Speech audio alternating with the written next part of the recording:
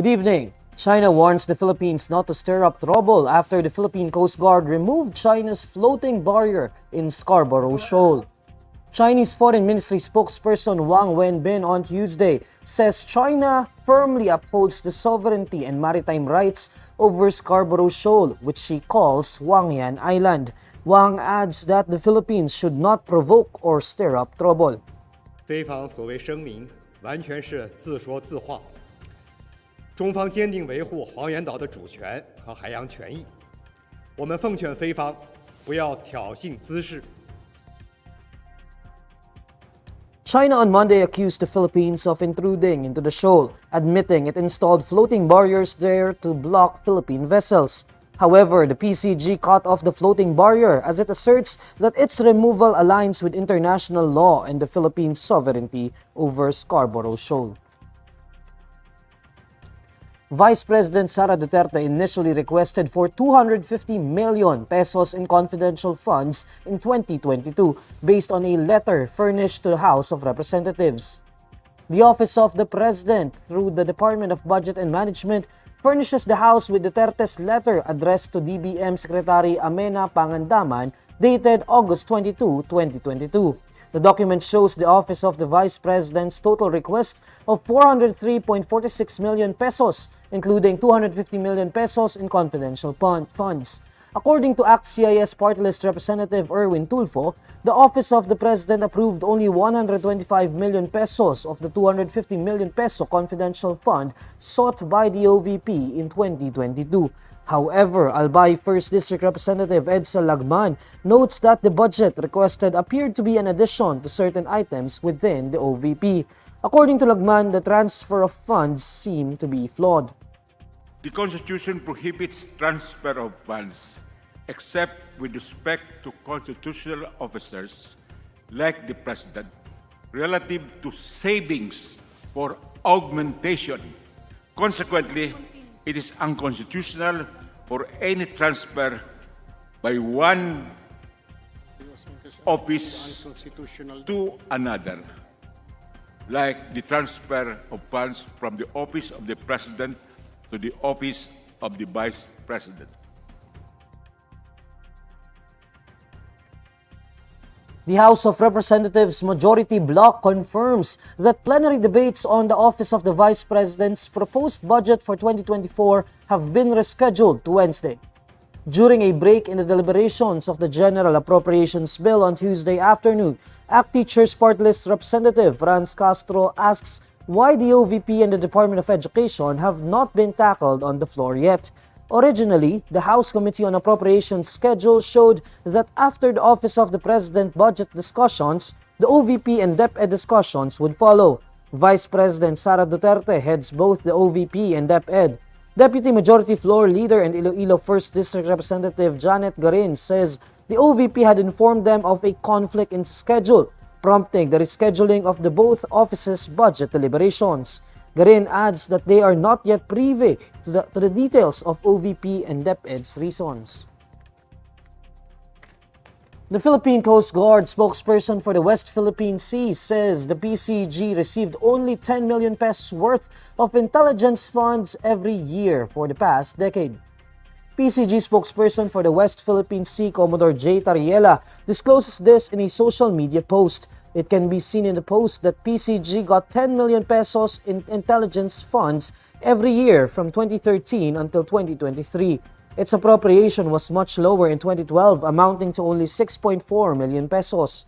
Allocations for intelligence funds for 2006 and for 2008 to 2011 were far smaller at 400,000 pesos. Meanwhile, in a television interview, Tariela says the Coast Guard has been implementing strategic deployment of their vessels around the Scarborough Shoal since the administration of President Bongbong Marcos came. Tariela says the PCG has been able to anchor vessels some 300 meters from the shoal, vowing that their efforts to secure the area would be sustained. The PCG official recalls how Chinese vessels guarded the shoal's lagoon and barred Filipino ships and fishing boats from entering the area after the 2012 standoff between Manila and Beijing Coast Guards. He also notes that 4 Chinese Coast Guard vessels are usually stationed in the area. On September 22, CCG installed an approximately 300-meter-long floating barrier near Scarborough as PCG and Bureau of Fisheries personnel approached the area while conducting routine patrol. Later, PCG members removed the barrier upon the order of the President. Senator Dela Rosa says he is sick and tired of the Philippines repeatedly filing diplomatic protests against China. During the Senate Committee on Finance's hearing on the proposed 2024 budget of the Department of Foreign Affairs, DFA Secretary Enrique Manalo says they will issue a protest to the Chinese embassy in Manila after China installed a floating barrier in Scarborough Shoal. Manalo adds that they will ask the Philippine embassy in Beijing to meet with the Chinese Foreign Ministry. However, Dela Rosa asks about other possible actions the Philippines could take regarding the maritime row, saying he is sick and tired of diplomatic protests.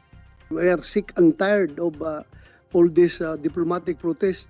Parang walang nangyayari, hindi nila inaksyonan, ini-ignore nila. Siguro ba other modes, other approaches na pwede natin gawin? Kung pwede siguro, kung ako ang Secretary of Foreign Affairs, tawagan ko yung yung kanyan, ambasador yan, hangin ka ito, lasingin kita. Tapos, paano nyo gawin yan? Diskartehan mo para makuha natin informasyon galing sa kanila. Dela Rosa then repeatedly advises Manalo to strategize and deviate a little if he sees that all formal protests filed against China are not making the situation better. China on Monday accused the Philippines of intruding in Scarborough Shoal, admitting that the floating barriers were placed to block and drive away Philippine vessels. The Philippine Coast Guard has since removed the floating barrier in Scarborough Shoal upon the order of President Bongbong Marcos. The PhilHealth system is expected to return to normal operation in 2 days after it was hacked last week. In a public briefing, PhilHealth's Finance Policy Sector Senior Vice President Israel Francis Pargas says they have been operating manually since the system breach. On September 11, hacker group Medusa attacked PhilHealth's system, but the agency assured members and stakeholders that no data was compromised.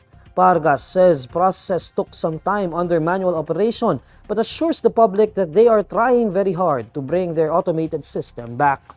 We shifted to manual operations simula po noong Biyernes hanggang ngayon, but we are expecting that by today or until tomorrow ay may up na po namin ang ilan sa mga sistema na ito at muling magamit natin. President Bongbong Marcos says the government will struggle to determine the country's actual rice stock due to continued smuggling. Marcos, who is also the country's agriculture secretary, says the government has been trying to improve the agricultural sector from the production process down to retail. However, he says the government remains baffled as to how and why rice prices remain high. In a speech in Manila, the president says it would be difficult to determine the real rice supply situation in the country if smuggling would remain unabated. Ay ito nga, hindi natin makokontrol, hindi natin malalaman man lang kung ano yung supply sa Pilipinas kung patuloy itong smuggling. Hindi namin maunawaan kung bakit tumaas ang presyo ng bigas. Bakit tataas ang presyo ng bigas? May supply naman sa Pilipinas. Wala namang nag-panic buying. Walang dahilan kung bakit tataas ang presyo ng bigas kung hindi ang hoarding. Marcos led the distribution of smuggled rice to around 1,000 beneficiaries of the Pantawid Pamilyang Pilipino program in Malate, Manila on Tuesday. The president assures the recipients that the seized sacks of rice were safe for consumption after being checked by the government. In a speech, Marcos also orders government agencies to make sure rice policies are rigidly implemented. Magsisilbing babala rin po ito sa lahat ng mga smuggler at mga hoarder na ang bigas sa bansa ay ating babantayan. Sa bagong Pilipinas, bawal ang smuggler, bawal ang hoarder, at bawal din ang mga mapang-abuso na mapagsamantala sa ating bayan.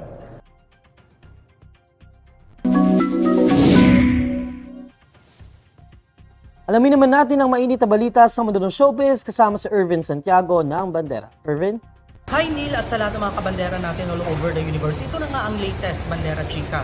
Nanawagan ang mga fans ni Vice Ganda sa social media personality na si Rendon Labrador para banatan din ang veteran TV host comedian na si Joey De Leon. Ito'y may kaugnayan pa rin sa controversial at viral lubid joke ni Joey sa Give Me 5 segment ng noontime show nilang EAT sa TV5. May himig panunumbat ang bagong hugot ni Rendon na ipinost niya sa kanyang Instagram story kung saan mababasa ang ilan sa mga mensahe ng netizens na may connect sa isyong kinasasangkutan ni Joey. Say ni Rendon pagkatapos daw siyang batikusin ng mga fans dahil sa paninitan niya kay Vice at sa partner nitong si Ayon Perez ay lalapit sa kanya ngayon ang mga ito para sabihing banatan din ng EAT host dahil sa pagbibiro nito na may kaugnayan sa suicide. Sa segment nga ng show na Give Me 5, nitong nagdaang Sabado, ang tanong sa isang contestant ay magbigay ng mga bagay na isinasabit sa leeg. Necklace lang na ibigay ng contestant kaya naman humirit si Joey ng salitang lubid. Kasunod nga nito ang pambabash at pag-call out kay Joey ng mga netizens at pinaalalahanan siya na hindi tamang gawing joke ang suicide. Nangako naman ang Movie and Television Review and Classification Board na iimbestigahan nila ang umering episode ng EAT. Samantala, dahil wala na nga siyang Facebook account, sa IG na lamang idinaan ni Rendon ang paghagupit kay Joey. Pasalamat daw ang komedyante at wala na siyang FB. Nirepost din niya sa isa pang Instagram story ang mensaheng ipinadala sa kanya ng mga supporters ni Vice Ganda. Feeling daw kasi nila ay hindi na naman ito pakikialaman ni MTRCB Chairperson Lala Soto. Nanawagan ang mga fans na kastiguhin din si Joey dahil sa lubid joke nito. Sabi pa ni Rendon, siya raw ang nag-iisang tao dito sa Pilipinas na nagsasabi ng mga katotohanan para maitama ang mga mali. At yan ang Bandera Chika natin today. Here's the latest roundup of today's top stories. China warns the Philippines not to stir up trouble over the Scarborough shoal.